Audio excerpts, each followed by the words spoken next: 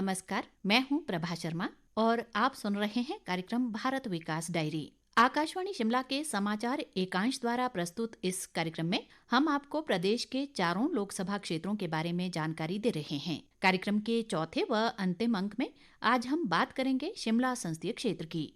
शिमला हिमाचल प्रदेश की राजधानी है। 1864 में ब्रिटिश राज में शिमला को भारत की ग्रीष्मकालीन राजधानी घोषित किया गया था। वर्ष 1952 में शिमला संसदीय क्षेत्र का पहला चुनाव हुआ था, जिसमें भारतीय राष्ट्रीय कांग्रेस के टेकचंद ने जीत हासिल की थी। शिमला संसदीय क्षेत्र ठंडी जलवायु, खूबसूरत प्राकृतिक दृश्यों, चीड़ और देवदार के जंगलों के लिए काफी प्रसिद्ध है। शिमला संसदीय क्षेत्र में हुए विकास और अन्य रोचक जानकारी के लिए हम आपको ले चलते हैं हमारे शिमला जिला संवाददाता योगराज शर्मा के पास। श्रोताओं, शिमला लोकसभा निर्वाचन क्षेत्र 1967 के बाद आरक्षित अनुसूचित जाति निर्वाचन क्षेत्र है। क्षेत्र के अंतर्गत 17 विधानसभा क्षेत्र आते हैं, जिनमें जिला सिरमौर के 5 विधानसभा क्षेत्र नाहन, पोंटा साहिब, पच्छाद, शिलाई और रेणुका जी, जिला सोलन के 5 विधानसभा क्षेत्र सोलन, अर्की, कसौली, नालागढ़ और दून, शिमला जिला के 7 निर्वाचन क्षेत्र शिमला शहरी, शिमला ग्रामीण, कसुम्पटी, ठियोग, जुब्बल कोटखाई, रोहडू और चौपाल विधानसभा क्षेत्र इस संसदीय क्षेत्र के अंतर्गत आते हैं। वर्तमान में संसदीय क्षेत्र से सुरेश कश्यप भाजपा सांसद के तौर पर क्षेत्र का 2019 से प्रतिनिधित्व कर रहे हैं। 2019 के लोकसभा चुनाव में शिमला संसदीय क्षेत्र में 12,23,290 मतदाता रजिस्टर किए गए थे, जिसमें पुरुष मतदाता की संख्या 6,33,544, जबकि महिला मतदाताओं की संख्या 5,89,712 थी और इसी तरह से थर्ड जेंडर वोटरों की संख्या 34 दर्ज की गई थी। प्रदेश निर्वाचन विभाग 2024 में होने वाले लोकसभा चुनाव की तैयारियों में जुट गया है और लोगों को ज़्यादा से ज़्यादा मतदान के लिए जागरूक किया जा रहा है। राज्य मुख्य निर्वाचन अधिकारी मनीष गर्ग ने बताया कि इस बार शिमला संसदीय क्षेत्र में 13,29,298 मतदाता अपने मत का प्रयोग करेंगे, जिनमें 6,83,119 पुरुष मतदाता जबकि 6,46,166 महिला मतदाता अपने मत का प्रयोग करेंगी। जो हिमाचल प्रदेश में जो लोकसभा चुनाव के लिए 4 पार्लियामेंट्री कॉन्स्टिट्यूंसीज हैं, जैसा आपको मालूम ही है, और इसमें कुल 7,990 पोलिंग स्टेशंस स्थापित किए जाएंगे और कुल वोटर्स की संख्या 55,56,001 है। जहां तक शिमला संसदीय क्षेत्र का प्रश्न है, तो शिमला संसदीय क्षेत्र में 2,083 पोलिंग स्टेशंस हैं और इसमें जो वोटर्स की संख्या है लगभग 13,29,000 है।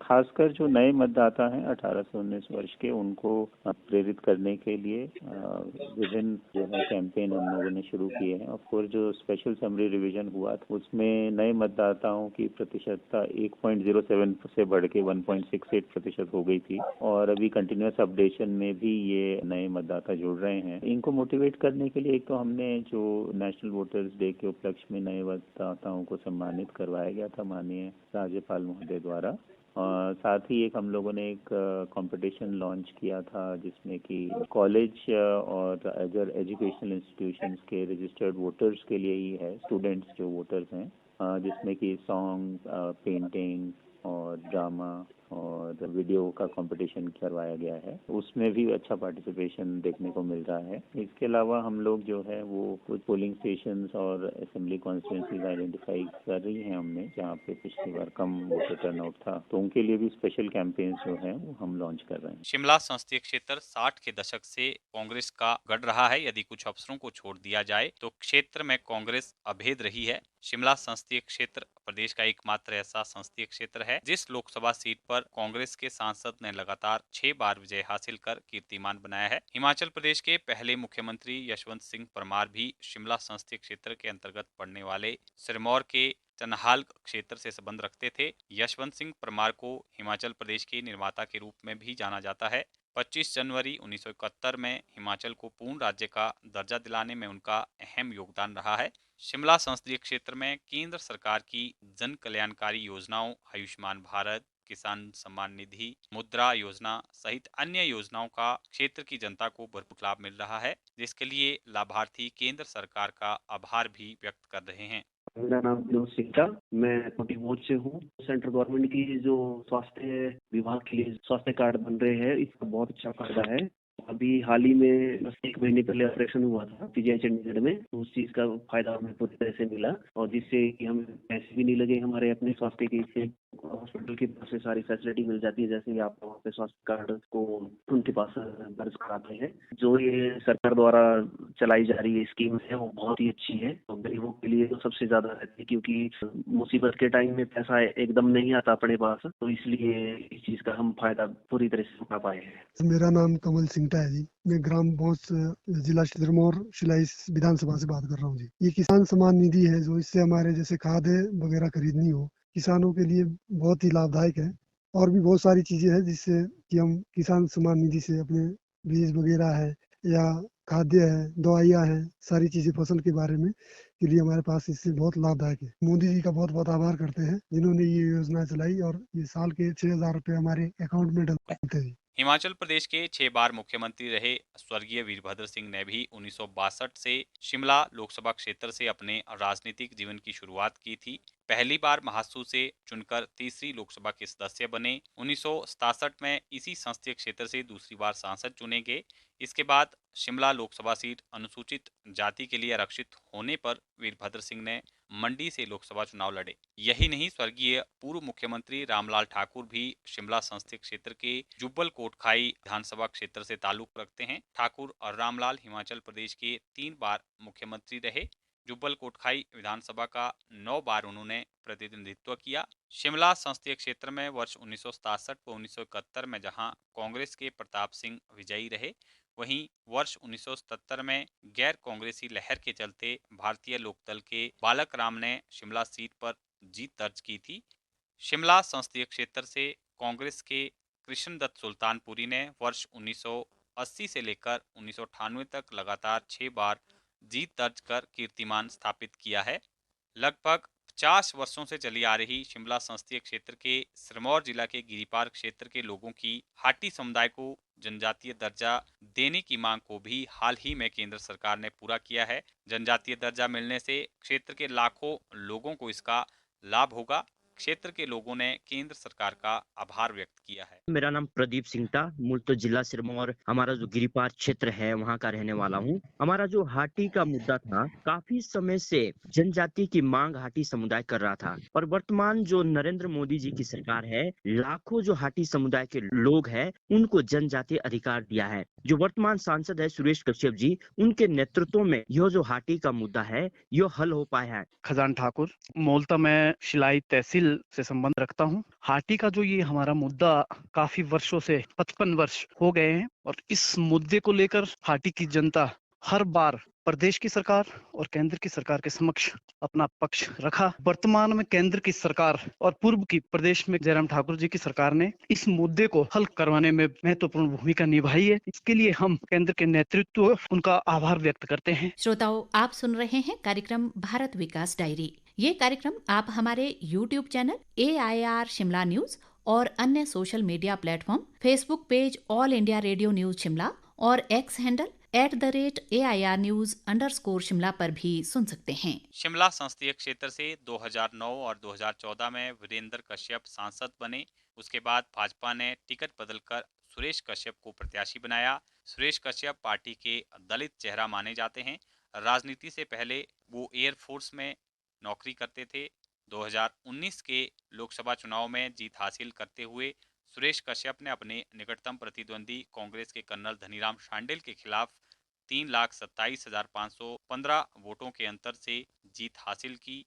चुनाव में सुरेश कश्यप को 6,06,183 वोट, जबकि कांग्रेस प्रत्याशी कर्नल धनीराम शांडिल को 2,78,668 वोट हासिल हुए।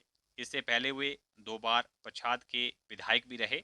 भाजपा प्रदेश अध्यक्ष के पद पर भी लगभग 3 साल तक सुरेश कश्यप ने काम किया। सांसद सुरेश कश्यप ने कहा कि केंद्र की भाजपा सरकार के नेतृत्व में बीते 5 वर्षों में 15,000 करोड़ रुपए के कार्य शिमला संसदीय क्षेत्र में करवाए गए हैं, जिससे क्षेत्र की जनता को काफी लाभ मिला है। 5 साल का जो कार्यकाल माननीय प्रधानमंत्री श्री नरेंद्र मोदी जी के नेतृत्व में रहा है, मैं समझता हूँ अगर शिमला संसदीय क्षेत्र की हम बात करें तो ऐतिहासिक रहा है। 15,000 करोड़ से ज्यादा की योजनाएं इस दौरान जो है हिमाचल प्रदेश के शिमला संसदीय क्षेत्र के लिए स्वीकृत की गई, जिसमें 7,000 करोड़ रुपए की लागत से जो बनने वाला रेणुका डैम प्रोजेक्ट, जो कि लंबे समय से जिसका इंतजार था, उसके लिए धन की स्वीकृति भी की गई, साथ ही साथ उसके लिए उसका शिलान्यास भी किया गया। इसी प्रकार से करीब 2800 करोड़ रुपए का जो सुन्नी डैम प्रोजेक्ट है, उसके लिए न केवल राशि स्वीकृत की, उसका शिलान्यास किया, उसका कार्य प्रारंभ हो गया है। नालागढ़ में मेडिकल डिवाइस पार्क, जो कि एक बहुत बड़ी इस क्षेत्र के लिए उपलब्धि है, जहां युवाओं को रोजगार भी मिलेगा और रोजगार के जो है साधन भी उपलब्ध होंगे। जिला सोलन में ही बद्दी चंडीगढ़ रेलवे लाइन की हम बात करें, चंडीगढ़ बद्दी 4 लेन की हम बात करें, तो इसी कार्यकाल के द्वारा ये स्वीकृत हुए हैं। 1426 करोड़ रुपए की लागत से बनने वाला ग्रीन कॉरिडोर नेशनल हाईवे, जो कि पांवटा साहिब से शिलाई होते हाटकोटी तक जाएगा। नाहन का मेडिकल कॉलेज 280 करोड़ रुपए उसके लिए स्वीकृत हुआ। लगभग 390 करोड़ रुपए की लागत से बनने वाला Indian institute of management Dhaula कुआं, उसकी स्वीकृति, और साथ में साथ उसके भवन निर्माण के लिए पैसा भी स्वीकृत हुआ। बहुत जल्दी उसका कार्य पूर्ण करके उसका लोकार्पण भी होने वाला है। जिस प्रकार से जो एक ट्रांसगिरी का मुद्दा जो लंबे समय से चला हुआ था, उसको भी स्वीकृति प्रदान करके उसको केंद्र सरकार ने जो है लागू करने की अधिसूचना जारी की। तो ये भी मेरे कार्यकाल की एक उपलब्धि है, जिसकी लंबे समय से मांग चली आ रही थी। मेरा पार्लियामेंट के अंदर भी प्रयास रहा कि अपने क्षेत्र के जो चाहे किसान बागवानों की बात हो या फिर गरीबों की या अन्य वर्ग की बात हो, कर्मचारियों की बात हो, हमने हर वर्ग के मुद्दों को उठाने का निरंतर प्रयास किया। 2024 के लोकसभा चुनाव में पहली बार अपने मत का प्रयोग करने वाले मतदाताओं ने कहा कि लोकतंत्र के इस पर्व में अपनी भागीदारी सुनिश्चित करने के लिए वे खासे उत्साहित हैं। मेरा नाम आरोही है, मेरी उम्र 18 वर्ष है और मैं एक छात्रा हूँ और शिमला की रहने वाली हूँ। अभी हाल ही में मेरा वोट बना है और लोकसभा के आने वाले आम चुनावों में मैं पहली बार मतदान करूँगी, जिसके लिए मैं बहुत ही उत्सुक और उत्साहित हूँ कि मैं अपने लोकतांत्रिक अधिकार की शुरुआत देश की सरकार को चुनने के साथ करूँगी। मेरा पहला वोट देश के लिए। मेरा नाम अमित कुमार है और मैं शिमला का रहने वाला हूँ। मैं बीकॉम फर्स्ट ईयर का छात्र हूँ। हाल ही में मेरा वोटर आईडी कार्ड बना है और आने वाले लोकसभा चुनाव में मैं पहली बार मतदान करूँगा। मेरा नए मतदाताओं से भी यही अनुरोध है कि वे आने वाले लोकसभा चुनाव में बढ़ चढ़ कर हिस्सा लें और देश की सरकार को चुनने में अपना सहयोग दें। मुझे इस बात की भी खुशी है कि मैं मेरा पहला वोट देश के लिए अभियान से जुड़ा हूँ। मेरा नाम रोशनी है, मैं शिमला की रहने वाली हूँ और इस साल जो है मैं 18 साल की पूरी हो चुकी हूँ। मैंने मतदाता सूची में अपना नाम दर्ज कर लिया है और मैं पहली बार अपने मत का प्रयोग करने जा रही हूँ। इस लोकसभा इलेक्शन के लिए मैं काफी उत्साहित हूँ और सरकार बनाने में अपनी भागीदारी सुनिश्चित करना चाहती हूँ। शिमला संसदीय क्षेत्र का शिमला जिला जहां पर्यटन के लिए देश दुनिया में मशहूर है, वहीं सोलन को मशरूम सिटी के रूप में भी जाना जाता है, जबकि सिरमौर जिला की अपनी पारंपरिक संस्कृति की अलग पहचान है। शिमला संसदीय क्षेत्र में मुख्यतः बागवानी और कृषि आय का जरिया है और पर्यटन का भी आर्थिकी में महत्वपूर्ण योगदान है। शिमला जिला में शिमला शहर, नारकंडा, कुफरी, नालदेहरा, हाटू पीक, इसी तरह सोलन में कसौली, दक्षाई जेल म्यूजियम, अर्की किला प्रमुख पर्यटन स्थल हैं और धार्मिक पर्यटन स्थल के लिहाज से भी शिमला संसदीय क्षेत्र में जाखू हनुमान मंदिर, कालीबाड़ी मंदिर, रेणुका जी, मां बाला सुंदरी, जटोली शिव मंदिर, शुलुनी माता मंदिर मुख्य रूप से आकर्षण का केंद्र हैं, जहां देश और दुनिया से हर साल लाखों की तादाद में श्रद्धालु पहुंचते हैं। कालका शिमला हेरिटेज रेलवे ट्रैक भी शिमला संसदीय क्षेत्र में है, जिसकी खूबसूरत वादियां पर्यटकों को अपनी ओर आकर्षित करती हैं। इस रेल लाइन के ऐतिहासिक महत्व को देखते हुए यूनेस्को ने जुलाई 2008 में इसे वर्ल्ड हेरिटेज में शामिल किया था। कालका शिमला ट्रैक पर 103 सुरंगें हैं, जो इस सफर को रोमांचक बनाती हैं। बहरहाल 17 विधानसभा क्षेत्रों वाले शिमला लोकसभा सीट पर 2009 से भाजपा लगातार 3 बार चुनाव जीत चुकी है। इस बार निर्वाचन क्षेत्र में बीजेपी और कांग्रेस के बीच कांटे की टक्कर मानी जा रही है। इसी के साथ मैं प्रभा शर्मा आप सभी श्रोताओं से विदा लेती हूँ। कार्यक्रम सुनने के लिए आप सभी श्रोताओं का बहुत बहुत धन्यवाद। श्रोताओं, आपको ये कार्यक्रम कैसा लगा? हमें हमारी ईमेल airnews.shimla@gmail.com पर जरूर भेजें। नमस्कार।